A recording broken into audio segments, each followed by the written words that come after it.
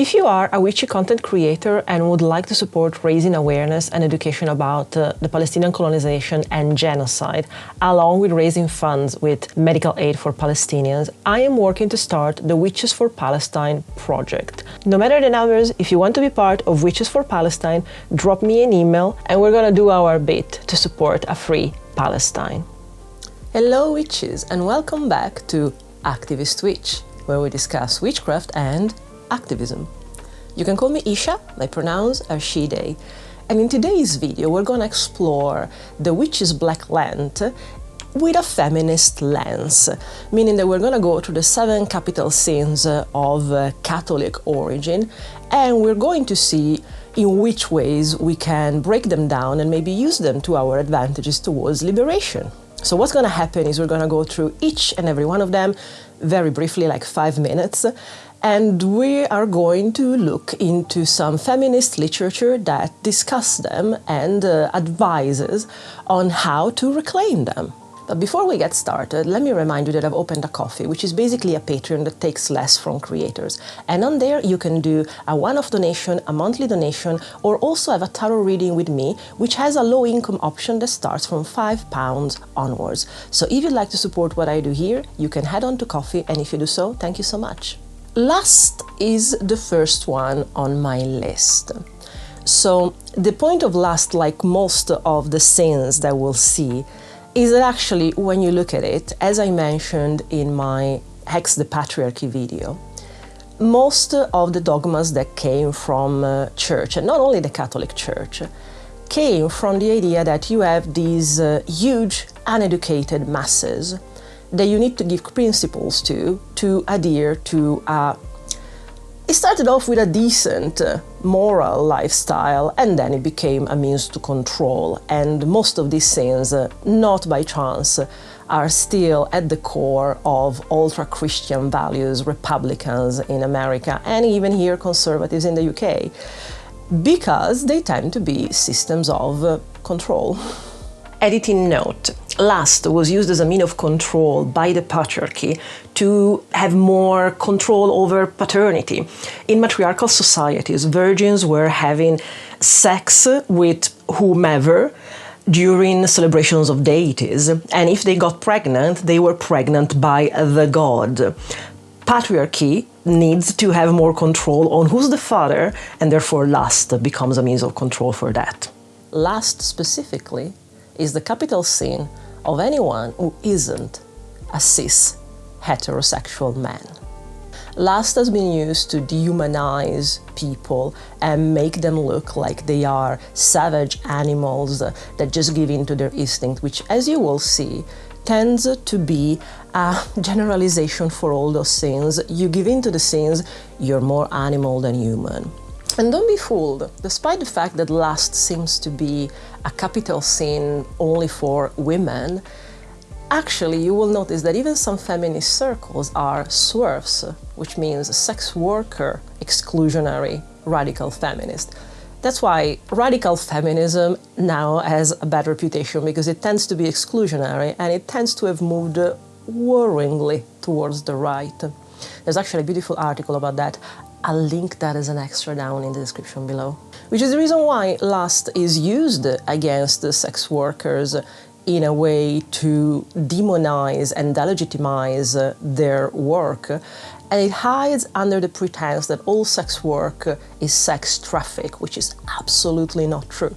On that matter, I would advise you to read Revolting Prostitutes, The Fight for Sex Workers' Right by Molly Smith and Juno Mack, because not only it goes into how historically we have started off with puritanical ideas that demonize the body of sex workers because they are both desirable, but then inspire anger and disgust in men because it doesn't just belong to them. It's a mindfuck, pun intended. But also goes to show how this puritanism against sex is used again against anyone who isn't a cis-het man.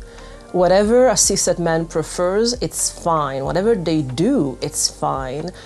but the way that sex was used to demonize like the gay community, so gay men during the 80s, during the AIDS epidemic, was going exactly along those same lines. Sex is amoral, and if you fall victim of any disease that has to do with sex, that lowers you as a human being. That's the vision that we have given to lust. Again, only if you're not a cishet man. In that case, the more tally of people you've slept with you have, cishet, so women, the more powerful you are. Another amazing book on the matter is called Why Women Have Better Sex Under Socialism by Kirsten Ghodsee. And something that Kirsten brings up is the idea of sexual economics, which genuinely they made studies about, and the right wing in America embraced, which basically tries to tie, indeed, economics to the entire concept of sex, heterosexual sex in this case, where women are supposed to be in control of the means of production, and men can exchange anything that is non-sexual, and that's an interesting point, for sex from women. The implication there is not only that there's a commodification of sex, and this accounts for all women according to this study, not just sex workers, although it uses sex workers as a justification, of course. But no, officially it considers that because women supposedly, according to them, have less sex drive, can impose the price, the cost of this exchange. The implication is the woman does not have to enjoy herself during sex, because she will get anything from affection to money. And of course there's the issue of then calling women gold digger if they give you sex. There's no winning here, ladies, that's the point. That's always been the point under patriarchy. The makers of this study on sexual economics actually argue that it's not the patriarchy that slut shames women, it's other women trying to take down women that give away sex for too little because they lowered the general price of sex. And indeed, the right wing in America has embraced this because when women have no birth control, the price of sex is higher. When women have no access to abortion, the price is higher still. When women have fewer educational economic opportunities outside of their relationship with men, the price for sex is usually marriage. When the price of sex is very high, according to this worldview, sex-starved men have incentives to go out and get jobs, earn money, and make something of their lives, so they can buy access to a woman's sexuality for life through marriage.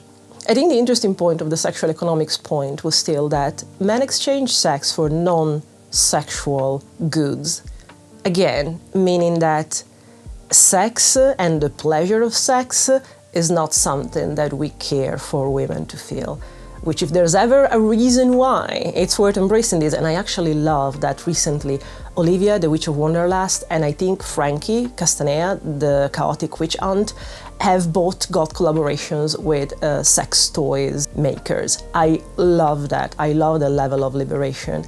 I cannot stress enough how important it is that you understand the take from people that are involved in sex work, rather than the puritanical even sides of feminism that try to make it sound like it's whole this incredibly putrid and dingy situation. Also the levels and different kinds of sex work that are beyond being an escort. Again, ignorance fosters this kind of inner hatred. And on the matter of inner hatred, to go on to the next scene, I'll read you this quote that comes from Revolting Prostitute, and it's from a Mumsnet post. Never go to Mumsnet. It's genuinely a piece of hell on earth. You whores pander to men. You undermine women, you steal our husband, you spread disease, you are a constant threat to society and morals. How can women ever be judged on their intellect when sluts make money selling their bodies? What you do is disgusting, letting men come on your face, vile and evil. That is an incredibly good way to bridge to envy. So, envy. It's, again, curiously, usually considered a woman's trait. A few years ago, I read almost everything that exists on the matter of female intrasexual competition, women and competition, why there's cultures like trad wives, not like the other girls, why is the general culture that comes through us, especially from media, give us the idea that women are always in competition and manipulative and wanting to take down each other. Think of something like Mean Girls. Mean Girls is actually a film that is based on a book that is a study. It's called Queen Bees and Wannabes, and it was a study done in high schools. As we will see when we go into wrath, rage, anger, in the way that girls are socialized, they cannot quite show bad emotions. They have the monopoly of emotions because they are more emotionally intelligent, supposedly, of men. Men are simply paying the price from patriarchy that they cannot instead give into emotion, unless it's anger. We'll see later. All of this brings a lot of sideways to manifest that. Girls are raised to be nice, to be kind, to be liked. Their value is told to them to be intrinsically related to how nice and liked they are. Competition and the anger that can derive is a very natural instinct, is how we better each other in a way. But girls are told from the beginning you cannot show that. And so behaviorally it has to manifest other ways. And those other ways tend to be indirect aggression. And usually they are based on the idea of envy to some degree. Something that someone else has that you don't. And so either you want to take it from them or you want for them not to have it. If you think about stuff like the evil eye, it's all based on that. Why is that? Why, being minoritized, even being 51% of the human population, why would women do this infight? Men don't. Even men that want to sleep with the same woman, at the end of the day, they might exchange advice on how to convince her. Women don't do that. Women have this fame, even through media, especially through media, actually, to have this inner nature towards manipulation. Why? Because in a patriarchal world, the standard is men. If you want to take down a man, you say that he kicks, cries like a girl. In a standard world that elevates men, girls as a group are lower than men. So not to be like your gender mates, not to be like the other girls, is supposedly thought to elevate yourself closer to men or closer to something that men will see of value. Envy comes when people realize that the pool at which they can drink, the resources, are limited. And because of the patriarchal society, a lot of those resources are naturally allocated to men. So there are things like diversity hires, where in an entire, say, law firm, 2 spots out of 30 are reserved for women. At that point, you have 2 choices. You think on the long term, which is usually what progressive and the left does, and you start to activate yourself to change the system, knowing that you might not get a change now, and it might happen for future generations, but you will not improve your life now. Or you think like right-wing women that have this kind of mindset. I don't care what's going to happen after I'm gone. I need security now. And if that means that I will need to go against other women, I will do that. People like Margaret Thatcher, who was the first female Prime Minister in the UK from the Conservative Party, did so many things to close the door behind her so that other women would not be allowed the privilege that she had. That is what that kind of envy brings. You cannot risk anyone else to have the same chances as you, and it transforms into the queen bee syndrome, which is actually a thing. You can look it up, there are studies done. But that's why in a world that is made for and by men and favors men despite the numbers, and that's why I say women are minoritized, marginalized, even though they aren't less in number. But the system is made by men for men, and that is very much felt. So when you have to choose between the infight between you and your peers to get a space in the boys' club, or bringing down the boys' club, some people are more short-sighted and will go for that. Anyway, some interesting books on the matter. Again, there would be many, but because I happen to read many on this subject, are Competition, a Feminist Taboo, which is a gathering of essays from the early 90s, still relevant. Between Women is actually specifically a chapter on envy and brings up something very interesting, that is, usually, if women were to talk to each other about what they feel they lack and they see in someone else, and then they start to have this resentment that becomes indirect aggression, talking, in most of the examples that Susie Orbach brings in Between Women, actually is what tends to solve things, because understanding that envy starts from a point of insecurity. We lack something, we have an insecurity, and the way that then manifests, when it's forbidden to us to be angry, to be competitive, to be ambitious, we'll go into pride later, then it becomes, if I can't have it, can I take it from you, or can I forbid you to have it? And that's why usually the way to solve envy is talking and being honest. Because usually what the media don't show as well is that there can be an amazing sisterhood of women. It's not portrayed in the media, because usually the media have a male gaze, and in the vision of men usually, men at the end of the day are the prize women are fighting over. They fucking wish, but that's the thing, that's how culture is built. Well, it was the point that all women in competition exist for is to secure a good partner for reproduction. So that is genuinely the university take on the studies.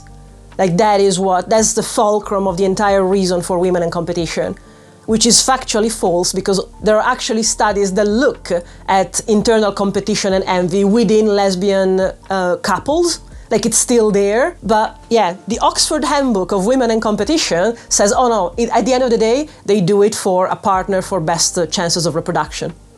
And then Judith Butler is right, saying, well, then lesbians aren't women, are they? Coming from envy, and having talked about indirect aggression between women, it's an easy jump to go to wrath and rage. And the book that I will advise here to take a read is Soraya Chemaly's Rage Becomes Her. Because what Soraya Chemaly does in this book is putting together a level of research that has never been done before to this level on the matter of anger, and how anger is considered not something of the domain of women, not that it should be. By the way, that's the main issue of all the sins. You do any of them as a woman, your femininity card will be partially revoked. The more you do these things, the more masculine you become. Not in a way that it elevates you to actually the boys' club, in a way that takes away from the one supposed reason of existing that you have. The thing with anger is that it's a very basic emotion, and usually it comes up when there's something that doesn't quite work. There is a conflict between what we know should be and what actually is happening. Anger is what comes up when we see injustice. And if you think about women within the context of patriarchy, they see injustice every day. The rule of men does not apply to them. Whatever rules of meritocracy are brought up, they really don't apply to them in the end. It doesn't matter how hard they work, always more is demanded of them. So anger is a very reasonable feeling to have, and it brings us the ability and the energy to do things, to change things. However, still for the reason that girls are raised to be nice, to be liked, to be accommodating, because in the grand scheme of the patriarchal world, they were servants and subservient of men. And that's why in traditional Republicans, conservative ideas, a housewife, is a glorified maid. Which there's nothing wrong if a person decides to be a stay-at-home mom, in this case. It's fine, it's a choice. They have decided that that's what they like to do. There doesn't need to be ambition there. But it's an issue when men think that when they're marrying someone, they are buying a maid in the price of it, and the price is a marriage. Anger is a bad thing to have. Anger is something that is subsidized to sadness most of the time. So that's why something very upsetting happens, women end up crying because they are not taught that there's another way that they can do things. Men can become big, scream, become physical, and in any position, they are usually then considered the alpha male. A woman is not allowed to show anger. Consequences will be paid if she does. Teenage girls are spoiled, silly, or moody for standing up for themselves. Older women, fed up and saying so, are bitter castrators. Angry women are butches, lesbians, and man-haters. We are called sad Asian girls, hot-tempered Latinas, crazy white women, and angry black women. It goes without saying that angry women are ugly women. The cardinal sin in a world where women's worth, safety, and glory are reliant on their sexual and reproductive value to men around them. On that note, other than genuinely advising you, if you read one book, let it be Rage Becomes Her, because a lot of other subjects are discussed in other books of feminist theory. The work of Soraya is unique still in its existence about the importance of rage, of anger, and of understanding when it comes to us, because it means that something needs to change, and that's what's going to give us the energy for it. Which, by the way, having seen the first video, which is Black Lent by Emily, and she is doing, which is Black Lent on Wrath, it immediately reminded me of the book. I sent her a message about the book, and that's what gave me the idea to even do this alternative, which is Black Lent through a feminist lens. So thank you, Emily. I'll link her video on Wrath and activism, because thank goodness, down in the description below. On the matter of lacking femininity, become an angry woman, become something that then is not feminine, but it's not masculine at that point, it's animalistic, we're going to go to gluttony. As a fat person, I've been fat all my life.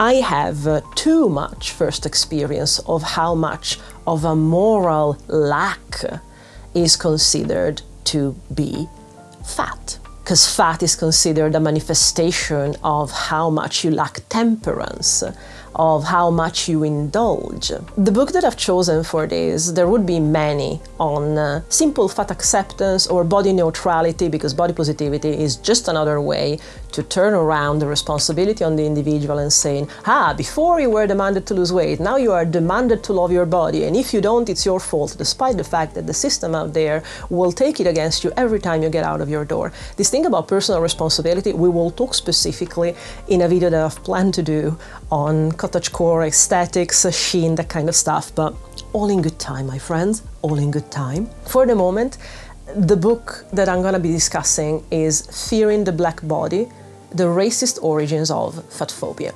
In her seminal book on highlighting and tracing back in history the connections between fat is black, black is immoral and animalistic, Sabrina Strings brings together a body of work that chills your blood. There's a chance that in a previous life I did video essays about this, and if you are particularly interested on the matters of racism and fatphobia, do send me a comment and I might send you there. The concept of fatphobia started to develop during the slave trade.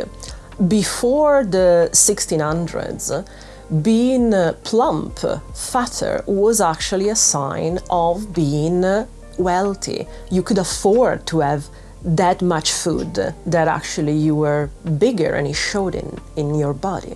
And then colonizers decided to go to Africa and kidnap, murder, rape, and drag whoever survived to the Americas into slavery, because black bodies put on fat in a different way, in a different shape than white bodies. That was considered a sign that they were lazy, slow-witted, that they were gluttons, indeed, that they were just lazing around with the richness of their lands, eating this very sweet and pleasant fruit, these fatty fruits, and therefore they were borderline animals. That's the justification that colonizers gave themselves for centuries to treat black people as if they were less than human. And one of the final nails in the coffin was how do we distinguish ourselves from these animals? Fatness became another trait, along with skin color, to separate and differentiate themselves, especially WASPs, white Anglo-Saxon Protestants. And keep that in mind, because Protestantism, Puritanism is one of the cornerstones of all this idea that if you sin, you are less than, you are an animal, and we have a right to go against you for that. So in the case of fat phobia, and so being against gluttony, there was religious asceticism. Religious asceticism basically stated that the least amount of food you ate, the more you fasted, the more you were closer to God, and the least you were in contact with the needs of your body, which it's such a dirty thing and nothing to do with godliness and the divine. So the more you fast, the thinner you will be, of course, because what you eat manifests in your size, the closer to God and the higher moral stance. Keep in mind this thing about moral stance, because it's the cape that these people wrap themselves around with, trying to make themselves pass as higher than you. To this day, fat phobia is one of those things that even in progressive circles is considered the last thing that you are allowed to be against, because it's very easy to look at fat people as if they have caused themselves that damage by having a lack of morality. That's the point. It's a lack of morality, it's a lack of temperance. And who doesn't like an easy way to feel superior of someone else? That is not at all that easy. As someone that used to study biology, I can tell you that. And I definitely recommend you to take a look at Fear in the Black Body if you've ever wondered why society is so hell-bent against fat people. Nowadays, we can accept that racism is a bad thing, at least publicly, and then people are still shitty. But fat phobia? Really? You don't want to glorify obesity, which means literally show that you exist in a fatter body and don't hate yourself. The entire idea that that is something to this day that needs to be punished by invisibility, it's definitely something to reclaim. And also, personally, it took me a long time. I've suffered from eating disorders, and it took me a long time to understand and appreciate that going out with friends and having a meal and whatever weird thing you eat, you just eat and enjoy it. Food releases dopamine. If the world is not constantly shouting at you and therefore causing you mental illnesses like eating disorders to then develop an unhealthy relationship with food, food is just there not only to nourish but to enjoy, because otherwise we would all be eating grovel. On the matter of morality and puritanical America, we are gonna go into sloth. By the way, laziness does not exist, but it's a very necessary lie that capitalism need to tell us, because otherwise, where are they going to get their little working ants? And believe you me, unless you are a billionaire, the hard work fallacy that you will believe is what allows you to feel closer to billionaires than the people that are homeless in the street. Statistically, you're not. Devon Price has written, Laziness Does Not Exist, which is actually a book that I gifted recently to my soul twin, because his career has been in very big corporations, and he's now taking sabbatical time. And this idea of the grifting and hustling and always being out and about and doing things, and your value is strictly connected to your production value, is something that breaks my heart to see in him, because it's not just that, it's not just the production value. And it took me a long time, and I'm still working through detaching myself from that same thought.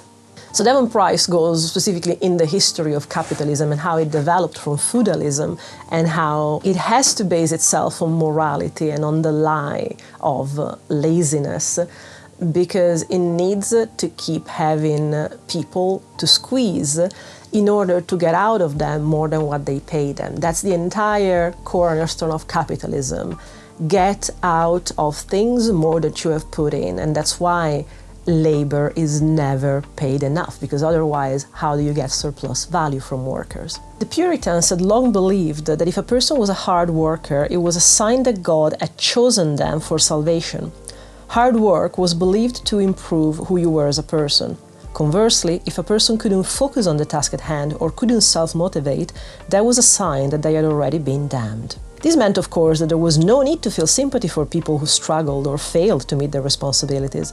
By lacking the drive to succeed, they were displaying to the world that God hadn't chosen them for heaven.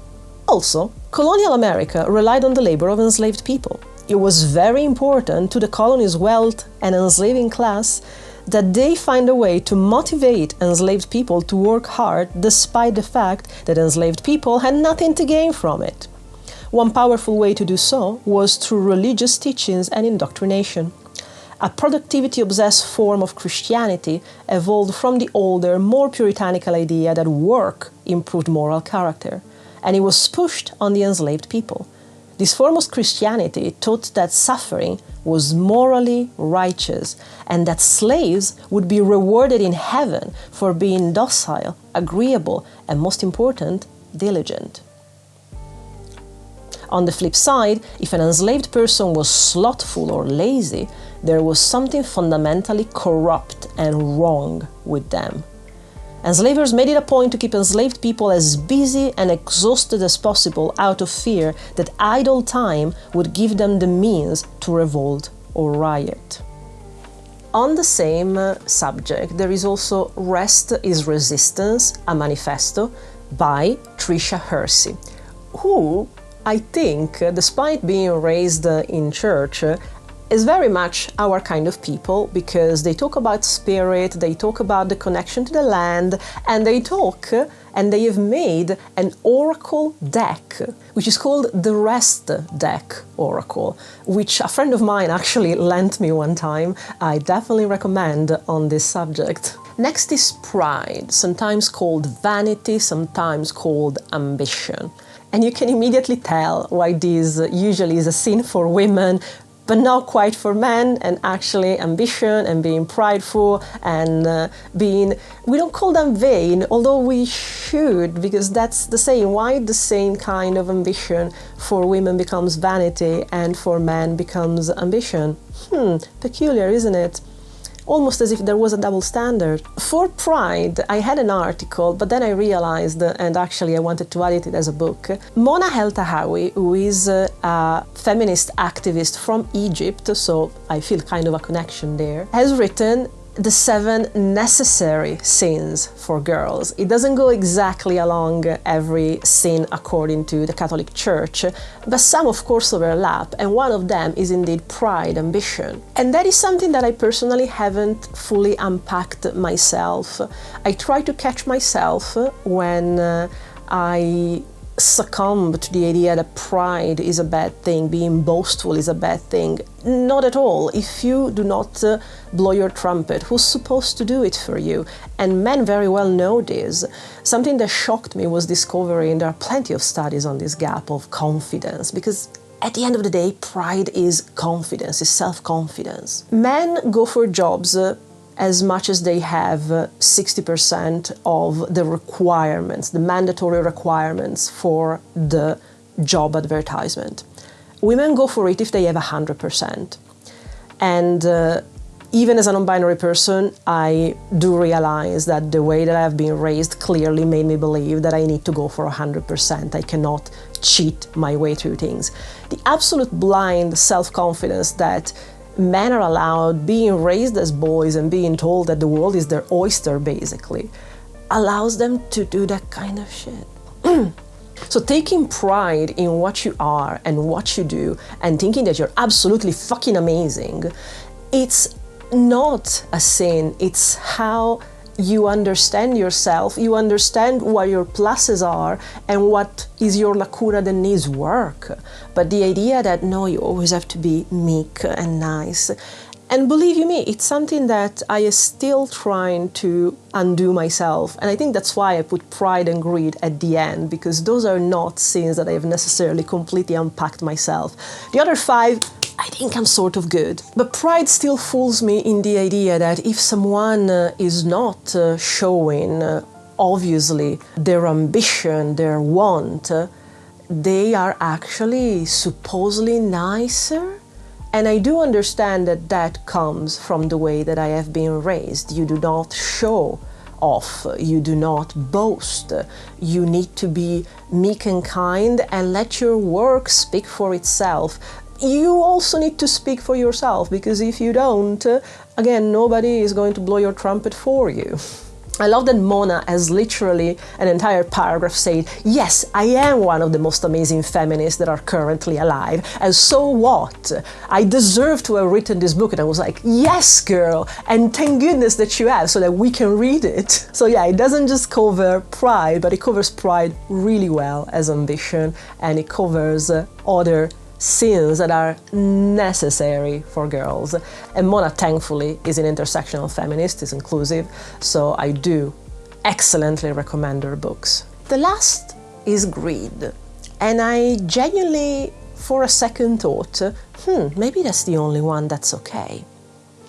It's actually a sin, it's a bad thing. I mean, look at the world out there. Greed has got us to the point that we are destroying the planet, we are sucking everyone dry of energy. And that goes to show how well corporations have done their job in making us believe that that's a person, an individual's greed, rather than capitalism and corporations' greed. As a sin, greed makes you think that you need not to want to have money, power, because greed is not simply about physical means, but it's also about the things that can get you the physical means. Power is one of them. Being power hungry goes under greed. And sort of going along with the idea of confidence and pride, who are you to believe that you deserve that? It's a very good thing to tell to the individual, because that way, why should you fight for more than what you basically need? You can pay your bills, you can pay your mortgage. Why do you want to be greedy and have more? Why do you want to suck up? That is not the point. The point of greed, I realized, is about part of self-confidence developed into self-value. So the first part for greed was the book Less is More, which is about de-investing from the world and going back and giving ideas on how to move from capitalism to a more holistic way of living. And when you read that, and when you read the history of capitalism, you start to understand, yes, there are people at the head of these corporations, but the way that we have created economy, the way that we have created the system, unless it's broken down, at this point, it's the way the system works.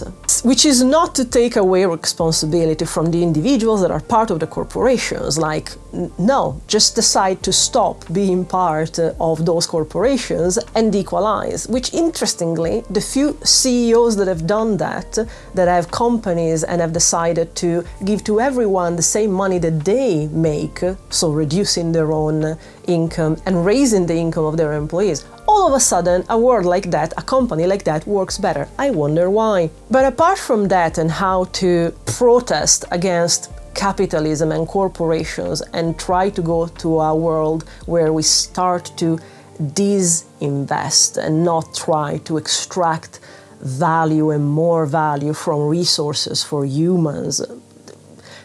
A good book for that, again, is Less is More. And then I caught Abby the Witch's video on her Witch's Black Lent, which is on greed.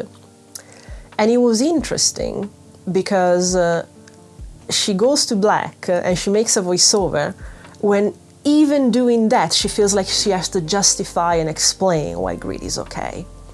And that, in a nutshell, is how well we have been trained by a capitalist world to not be greedy ourselves as individuals, but the corporations is fine. And basically they have instilled in us this value of don't be greedy, because we can't all be greedy in capitalism. And for corporations to be greedy and extract more value than they are actually paying us little people, for them to make profits, we need to be taught that we don't want the same thing.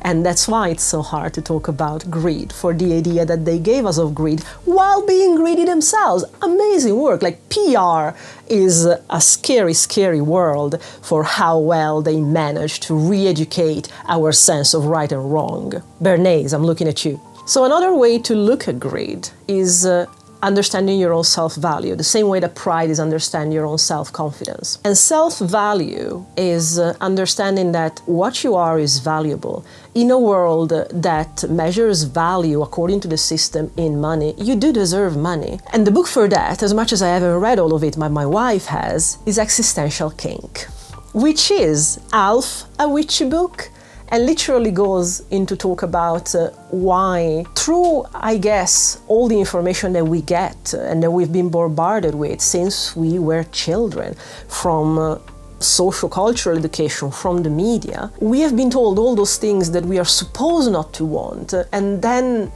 because they are in conflict with our instinct, they become our shadow self, our shadow wants. And the first thing that Caroline brings up in Existential Kink is her own example of not being able for a long time to value her own work, because evidently being told repeatedly that it's vulgar to talk about money, you're not allowed to talk about money, that kind of thing. Her shadow self had attached itself to the idea that you don't deserve money for anything. So working with this and starting to value herself is what helped her work through that side of her shadow, which is not to consider greed as a bad thing, and so it is to go to your shadow, but it is to understand your self-worth. Which, if you want a personal example, I'll tell you this for nothing.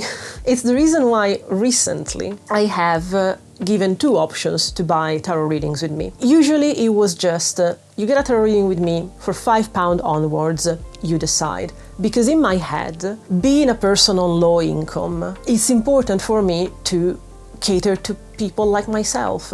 I want to be there and available for people who are in my situation because I know the struggle. And then I was made notice, if you don't value your work, who's going to? And then I had the conflict of, well, if I put my tarot readings for a higher price, what about people like me that won't be able to afford them? Yeah, it's nice, the idea that if I value myself more, then people that have the availability will pay me that. But that leaves out a huge chunk that I would argue is the most important chunk of people, which is people that are victims of the system, but that still deserve a choice. It's not a situation where beggars can be choosers. I mean, the system tells us that, but I will always do my utter best to avoid that. So the compromise that I came to was, I will leave the £5 donate what you can onwards for anyone that is on low income, so that I know that those people can access it. And then I will put one that, considering the kind of reading that I do, we discussed with my wife and realized, I think £25 is an acceptable amount to pay for a service like that. I see that it's a standard price around, I know the kind of service that I offer. It's hard for me to concede, but I am a very good tarot reader, and I notice it every time that I read for someone else. So that was the split. And then you would see people argue, oh, how do you know that people are not going to abuse it and just go for the £5? And to that, I will reply, If you think that you need to exclude people that actually need it for you to feel valued, you have other things to work on that are beyond greed and need to bring self-evaluation of the person you are and what you understand of the world out there. Because you can absolutely consider the entire world out there as animals that are there drooling at their fangs to just get you. You're absolutely free to do that, and you're absolutely free to extract as much value as you can from them, following the example of capitalism. But community is, in my opinion, the opposite of capitalism. A lot of cooperative shops are popping up here where I live, a lot of organizations for mutual aid, and none of them ever asks or demand for proof of income when someone goes to ask a service for the low-income option or something that was paid forward by other people. The pay-forward system is a very good system if you ask me. Actually, feel free to do that for the tarot readings as well. That would actually give me the option to give free tarot readings. And the thing is, when you give these options to people, you can't put a barrier at entrance. Because when you think, oh, if I put something low income, people will abuse it, you just show that you have never been in the position of someone in need. Because believe you me, we are humiliated constantly, as if being poor is indeed a lack of morals. So being greedy is a lack of moral, but being poor is also a lack of moral. So there's no fucking winning here. So believe you me, if someone lies to just get a cheaper tarot reading from you, that is the least of your problems. If you can afford to even not think about people that are on a low income, like you are just looking at the world in a different way, but in my perception, it's in a much more lonely way, richer but lonelier. So I think that that is one of the good balances between greed and self-worth.